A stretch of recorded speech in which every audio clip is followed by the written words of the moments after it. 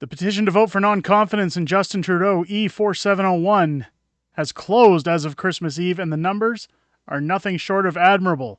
Let's get into it.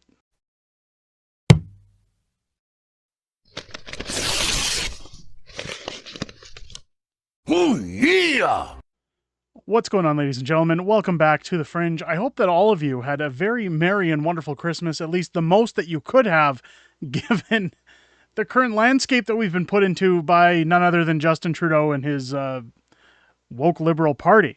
Now, we've been talking for some time on this channel about petition E4701. The petition, of course, to cast a non-confidence vote for Justin Trudeau. Now, a lot of people have talked and speculated over the term that we've been talking about this petition, saying, hey, listen, there's other petitions active right now. This isn't going to do anything. It's not going to have any effect. I think the numbers speak sheer volume. And while some people, I can hear it in the comments already, are going to say, no, this doesn't mean anything. Nothing is going to happen. Again, people will say that. I think the numbers speak volumes. And the reason for that is because we've seen more signatures than any other petition in Canada's history. Again, that says a lot. While a lot of people, again, sometimes say, what's the point? Why do this? I often say that this is why you need to vote. This is why we need to get voting in. People often say the same thing during election season. People say the same thing. I know in Calgary, we see lower vote turnouts when it comes to municipal elections. In Manitoba this year, when an NDP provincial government was elected, I think they said something like 16% of eligible voters turned out for that election, and look where that ended up for Manitoba. So when people say, what's the point in voting? Well, this is the point. You have to get out and make your voice heard. You have a democratic right to speak your mind. Use it. You know, we have people who get their bank accounts frozen and people who get jailed for protesting for people's rights. We should be using our opportunity to vote to use those voices in a way that's not going to affect us financially. But of course, we see the Our Commons website here from E4701, Democratic Process. Now, this closed again around 2:30 in the afternoon Eastern Time on Christmas Eve. Just if you're under a rock and you haven't heard about this petition, again, this was put forward by Miss Michelle Ferreri of the Conservative Party. Of course, it says the petition to the House of Commons, whereas we, the citizens of Canada, have lost confidence in Justin Trudeau and the Liberal NDP coalition, we call on the House to vote for no confidence. We ask for an election within 45 days after the vote, if won. The current government elected is not acting in the best interest of all citizens. Policies of the government aren't aligning with the crisis Canada is facing. Housing costs, infringement of civil liberties, highest inflation in history, unbalanced immigration policies, taxation to the point of poverty, weakening of our economy by importing natural resources that Canada already has and underutilizes. And based on the past 8 years of Prime Minister, Canadians do not have confidence in the Prime Minister after 5 ethics investigations and Canada's reputation being tarnished on a global scale under his leadership, to the extent that Canada is being discluded from participating in statements regarding important geopolitical events.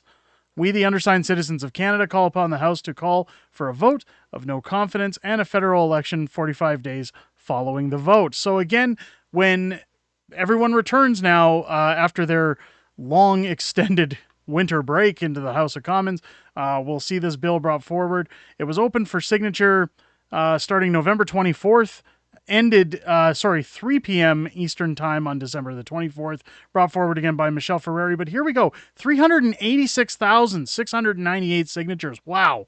Well over 250,000, on its way to 500,000 signatures. And again, like, people are going to say, well, there's seven. We have so many million Canadians. This doesn't make a difference. This doesn't do anything for us. Well, understandably, yes. When you're talking about close to 40 million Canadians, no, this looks like a drop in the bucket. This is merely 10%. But again, for the highest record petition in Canada's history going down, Many signs, and I've been criticized for saying that I believe a spring election is on the way. People saying it's misleading. You can't say those things. You're clickbaity by saying those things. Look, the signs are all out there. Even Justin Trudeau has been spotted getting himself ready. He's talking about despite these allegations that have come forward, despite all of his scandals, despite this petition. And again, we've seen push after push towards Christmas when we're looking at Arrive scam, when we're looking at $1 billion slush funds, when we're looking at even his heat pump debacle. Well, Justin Trudeau still has to post silly videos like this where he stands up to the podium. See, people ask me, why do I want to run in the next election? It's because I'm fighting for the middle class.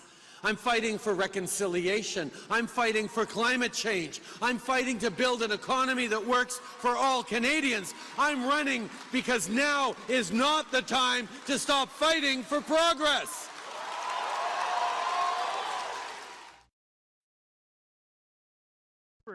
Of this man knows no bounds. If you can call him a man. I mean, his wife's already moved out of his house, so who knows? But we even have unhinged rants like this.